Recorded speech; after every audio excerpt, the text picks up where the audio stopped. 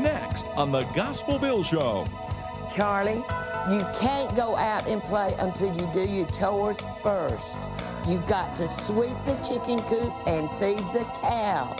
But Mom, I'll only play for an hour, and then when I get back, I'll do the chores then. The answer's no. Hey, wait, come here. I just snuck out of my house. I don't think my mom saw me. Listen, I got a great idea. Let's say me and you go up to that old abandoned mine shaft and build a fort. No, I better not. My mom told me not to play up there.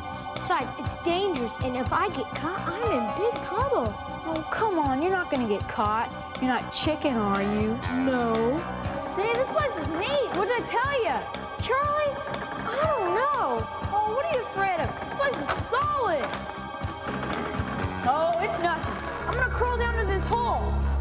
Charlie, the sign says danger. Oh, there's nothing to be afraid of. This would be a great place where we can hide things. Whoa, Lolly!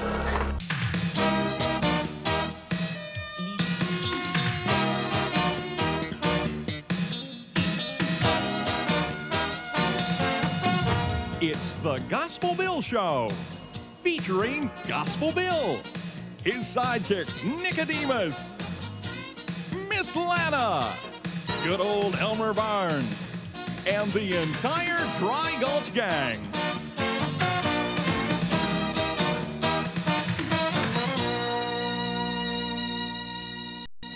Mrs. Bartley, this hat looks just like you. Oh, hi, Charlie. Miss Lana, do you ever wonder what would happen if you put crackers in your coffee grinder? Oh, Charlie, don't do that. No, stop it. I'm sorry. Oh, I'm sorry, Mrs.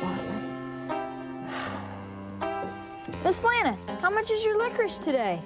Well, it's the same as it is every day, Charlie. 2 for a penny. Appreciate it. Now, Charlie, you come back here and pay for that licorice right now. Charlie, come back here! That was easy enough. Like to see her try and catch me.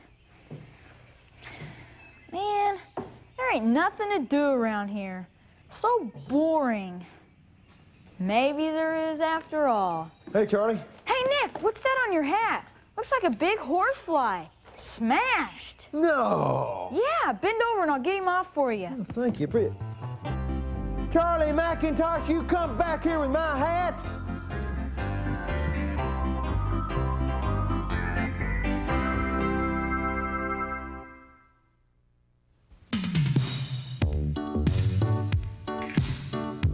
I want to introduce you to a special friend of mine. Her name is Geraldine, and she is an ostrich.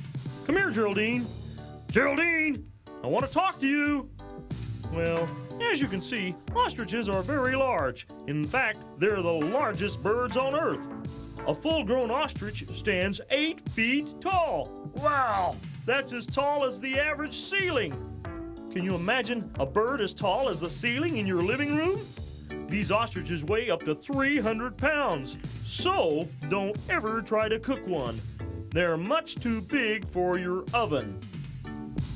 Ostriches can run up to 60 miles per hour.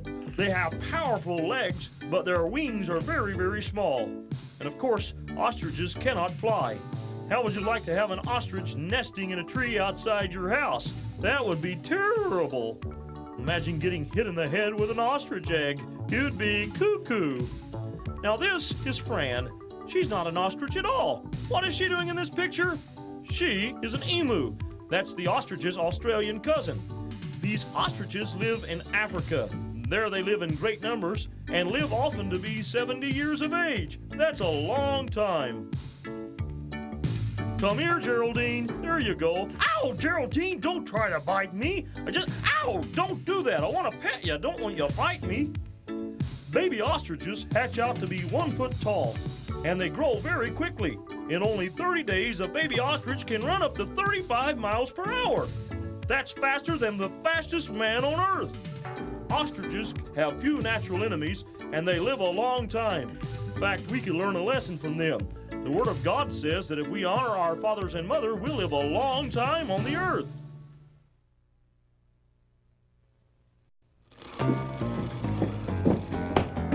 Well, hi, Nick. Is that all you can say? Well, how are you? Don't you notice anything? Well, you are short of breath, and your hat does look kind of funny. Kind of funny. Miss Lana, this hat is ruined, completely ruined. Well, Nicodemus, it's just a hat. Just a hat? Just a hat? Did you hear what she said? Just a hat? Miss Lana, don't you understand what this here hat means to a cowboy? Well, this is a way of life.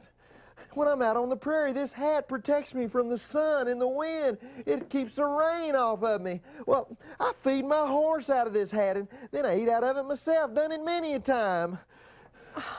Well, don't be so upset. If you need another hat, I've got plenty. Just pick one. Pick out another hat, she says.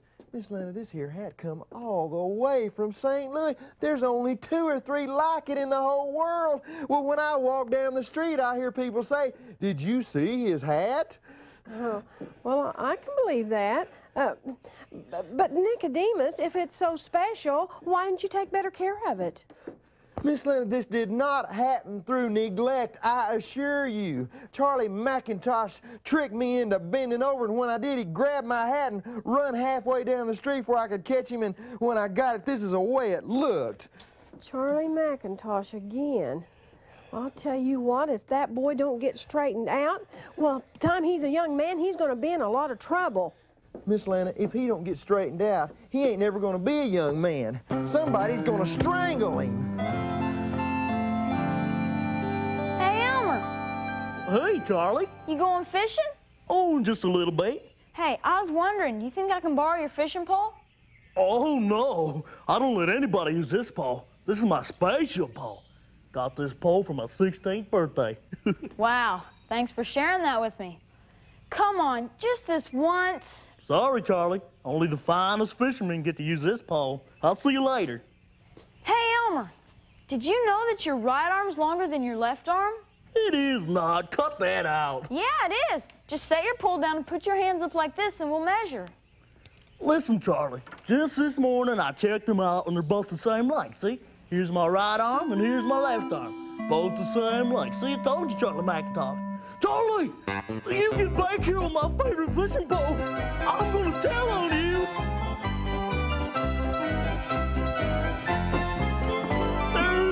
Sheriff! You gotta help me. What's the problem, Elmer? Well, don't you notice something missing? Well, no, not really. Well, it's my fishing pole. I mean, it's just like my hat. I don't go anywhere without it. Well, now that you mention it, you're right. I don't think I've ever seen you without that pole in your hand. And what happened?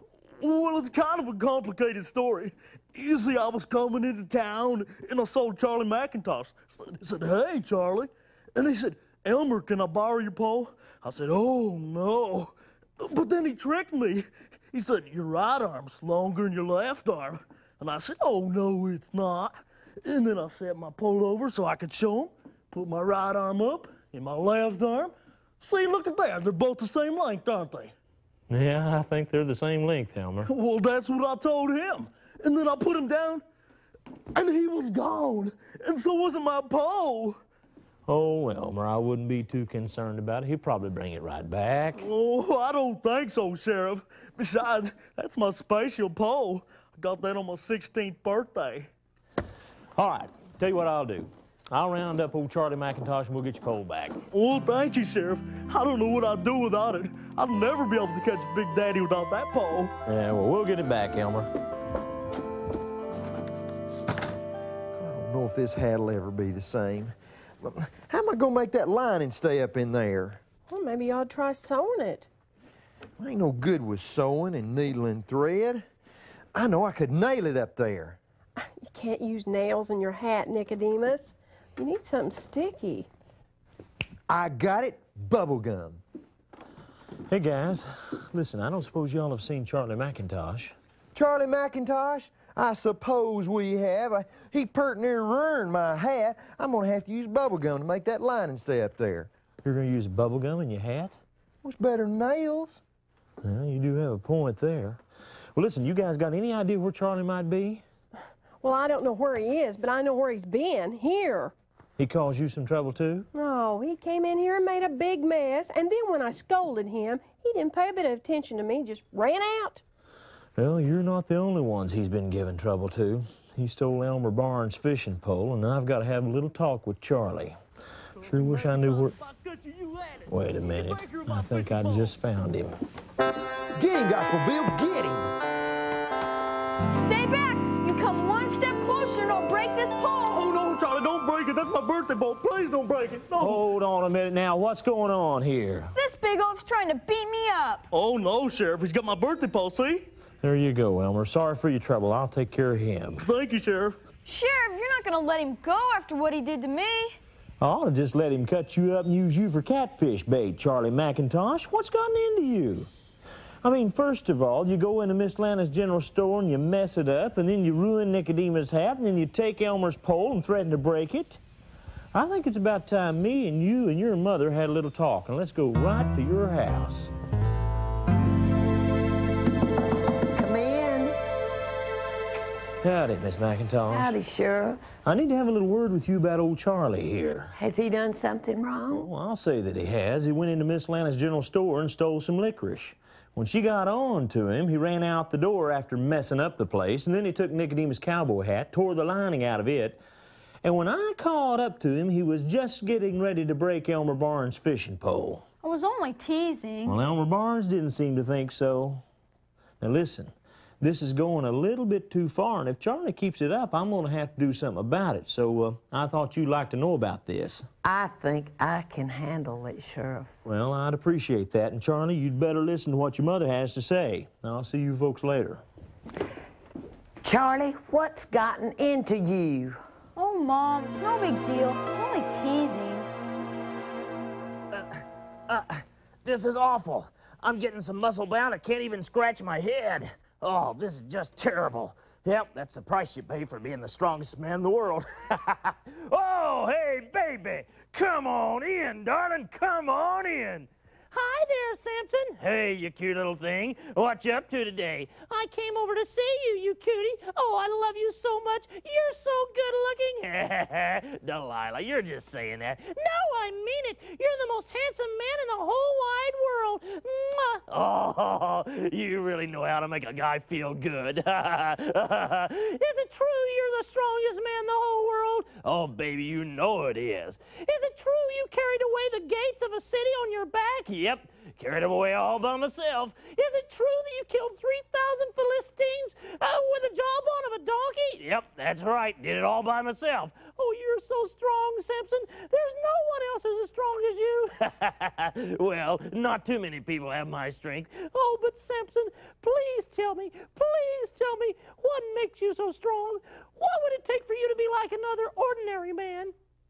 Now look, Toots, I already told you 3 times, but none of those things worked. I did every one of them, and you still have your strength. Well, now look, baby, you don't want to take my strength away, do you? No, never, never. I was just curious. If you love me, you'd tell me. Oh, Toots, I don't know. I mean, well, it's not that big a deal. No, please, Samson, don't keep it from me. Well, if you cut my hair, I'll be just like an ordinary man. That's it? I mean, if you just got a haircut, you'd be just like anyone else? That's right.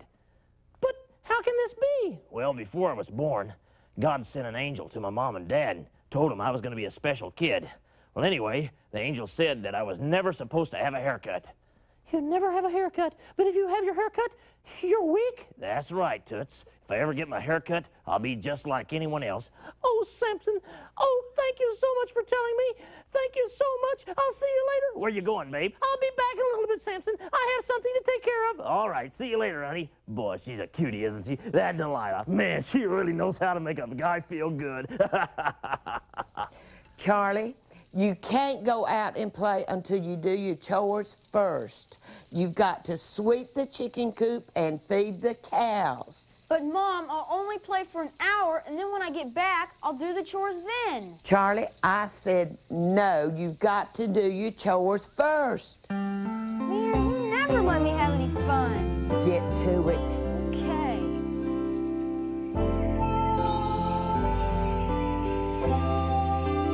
Hey, wait, come here. I just snuck out of my house. I don't think my mom saw me. Listen, I got a great idea. Let's say me and you go up to that old abandoned mine shaft and build a fort. No, I better not. My mom told me not to play up there. Besides, it's dangerous, and if I get caught, I'm in big trouble. Oh, come on, you're not gonna get caught. You're not chicken, are you? No. Well, then what are you waiting for? Let's go. Well, okay. See, this place is neat. What did I tell you? Charlie, I don't know. Oh, what are you afraid of? This place is solid. Oh, it's nothing.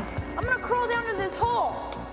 Charlie, the sign says danger. Oh, there's nothing to be afraid of. This would be a great place where we can hide things. Whoa! Charlie! Are you okay? I don't know. This hole's pretty deep. Go get help. I'll go get Gospel Bill. Well, go ahead, Nicodemus. It's your turn. Oh, excuse me. I was just enjoying the way my hat fell since I got it fixed up. I forgot to move. How'd you put that lining back in? Well, I used bubble gum just like I told you. You put bubble gum in the top of your hat? Sure did. Works great. Nicodemus, if that works loose from your lining, it's gonna get all over your hair. Nah. You don't think so, do you? Oh, no! That Charlie McIntosh? Well, why does a kid want to act like that? Well, I think some of Charlie's problem is that he doesn't have a daddy at home. You know, his mother has a hard time with him, and because of that, he thinks he can do just about anything he pleases. Well, he just ought to know better. Well, he's a lot like a whole lot of kids, Nicodemus. He thinks that the only reason his mother gets on to him is that she's trying to keep him from having fun. Sheriff! It's Charlie McIntosh. He's trapped in the old mine at the edge of town. Nicodemus, we better check into this.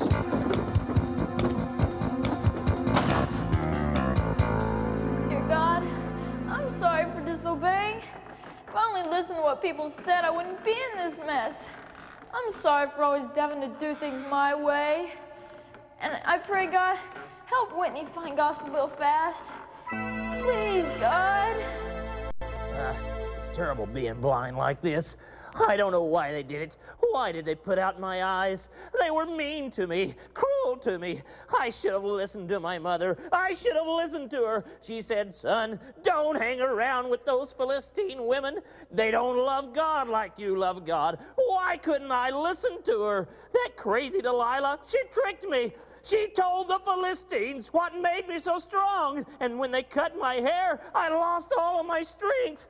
Now my eyes are put out, and I'm weak as an ordinary man, and there's nothing I can do. It was all because I hung around with the wrong kind of people. Oh, how could I have made such a terrible mistake? Oh, there was a day when I could have busted out of these jail bars easy. Not now. I trusted someone who didn't love God. I let them in on a very important secret. I started hanging around with the wrong kind of people, and look what it got me. Look what it got me. Nicodemus, stay back. You don't need to come in. Charlie, are you down there? Can you hear me? Yeah, down here, Sheriff. All right, now listen. I'm going to throw a rope to you in just a minute.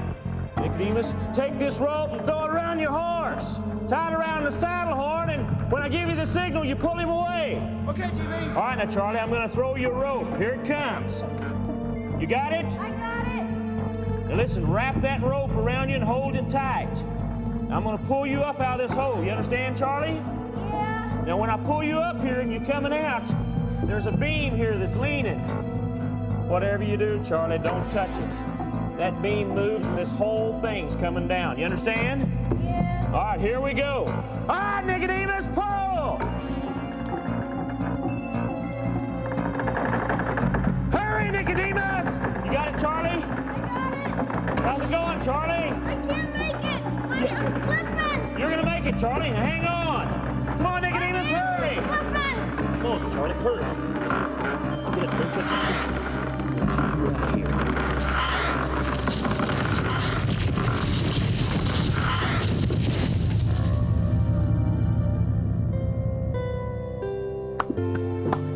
Well, that was a mess. Why'd you get the shaft sealed?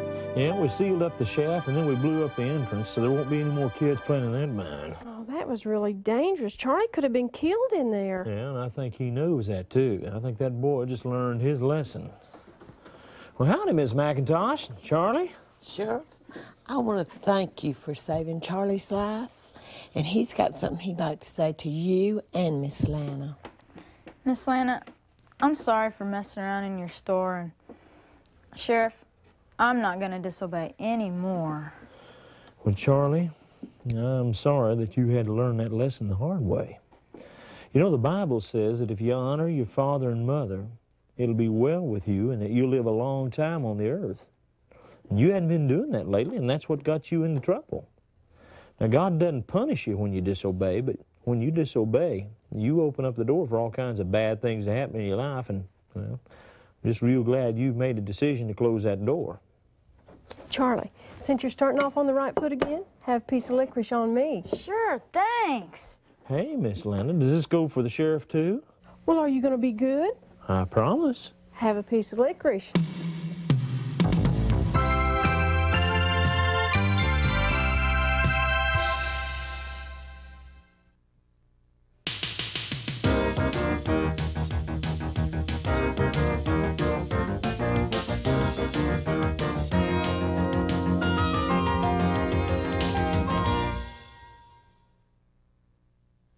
Morning, Doc. Well, good morning, Nicodemus. Time for your annual physical. Why don't you have a seat right there? Okay. I'm fit as a fiddle, Doc. Fit as a fiddle. Well, let's just check it out.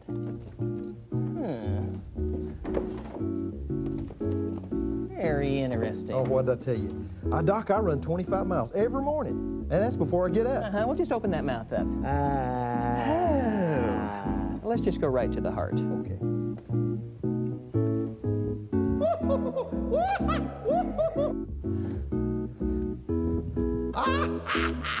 A merry heart, do good like a medicine. Well, like a medicine is a merry heart, but a broken spirit drieth the bones. But a merry heart is the joy of the Lord. Well, you know, partner, a merry heart, well, that's sort of like a medicine. Yeah, like a medicine, well, is a merry heart. but a broken spirit, well, that'll dry up your bones, is what that'll do. But a merry heart, well, that's a joy of the Lord, is what that is. A merry heart doeth good like a medicine. Like a medicine is a merry heart, but a broken spirit drieth the bones. But a merry heart is the joy of the Lord.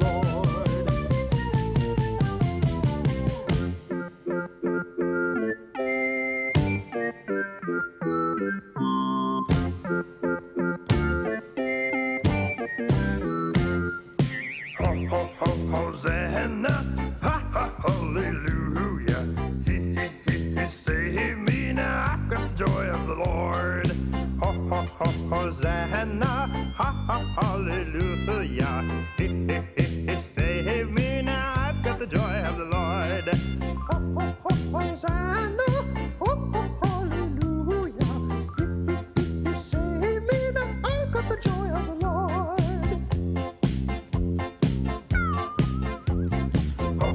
Hosanna, ha ha, hallelujah. He saved me, now I've got the joy of the Lord.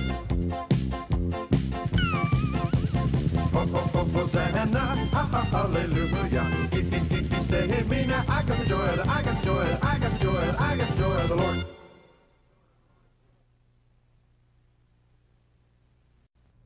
Once there was a little monkey who didn't believe in crocodiles. He came in from school one day and put his books on the table and says, "Mom, may I go outside in the yard and play?" And she said, "Yes, little monkey, but don't you go down to that river." "Well, why can't I go to the river?" he said. Because there are crocodiles down there. They've got little bitty eyes that stick up out of the water and look at you like this. They float down the river like a log. They got big, sharp teeth and big old jaws that come shut on little monkeys just like that. Don't you go down to that river. Well, that little monkey didn't believe his mother at all. He thought she was trying to keep him from having fun. So he ran out the door of the tree house. He swung from another to another tree. He went from tree to tree to tree to tree to tree till he got all the way out of the jungle. Then he started running through the tall grass, and he came to this great big elephant. "Hey, Mr. Elephant, can you tell me how to get down the river?" Mr. Elephant looked at him and said, "Little monkey, you don't want to go down that river. Why, if you go down that river, the crocodile will get you. He's got little bitty eyes that sticks up out of the water and looks at you like this. He floats down the river like a log. He's got big sharp teeth and big old jaws that come shut on little monkeys just like that. You don't want to go down that river." "You're just like my mama," said the little monkey, and he took off running as fast as he could go. The next animal he came to is the kind of animal who goes around laughing all the time, a hyena. Little monkey went to that hyena and said, "Mr. Hyena, can you tell me how to get down the river? And don't you tell me that the crocodiles will get me, because I don't believe in them. That's what my mom said, and she's just trying to keep me from having fun." Mr. Hyena looked at Little Monkey and said, "You're right. Your mommy is trying to keep you from having fun. And you're going to find that you're the prettiest little monkey in all the jungle when you look in that water and see your face." "Well, you mean it?" "Yeah." Now, Little Monkey ran as fast as he could go to that river. He looked out in the water to try to see his face, but it was all messed up and muddy. So guess what he did? He waited and looked, and there was a great big log out there in the middle of the river. He got ready to jump on the back of it. When he did, he got a big surprise. And you know what? He learned that his mother was not trying to keep him from having fun, but that disobedience, really and truly, is a bad thing, and you only hurt yourself when you disobey.